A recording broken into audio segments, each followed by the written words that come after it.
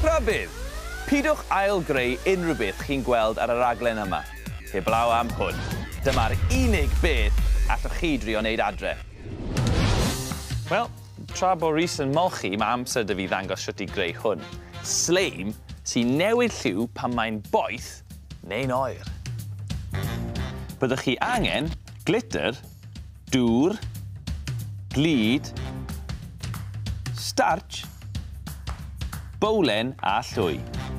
Ond y peth mwyaf pwysig yw hwn, powdr thermochromig sy'n ddigon hawdd i'w brynu ar y we. Rhowch y glud yn y bowlen fel hyn, cyn cymysgu'r starch gyda dŵr mewn cwpan, a'i roi yn y bowlen gyda'r glud. Rhowch ychydig o'r glitter a'r powdr hyd ar ben yr holl beth, a chymysgwch gyda llwy nes ei fod yn rhy drwchus i droi. Wedyn bydd rhaid defnyddio'ch bysedd. Gwisgwch menig rwbr os oes gennych chi groen sensitif. Nawr te, mae dŵr poeth dy fi yn y mug yma. Drychwch ar hwn.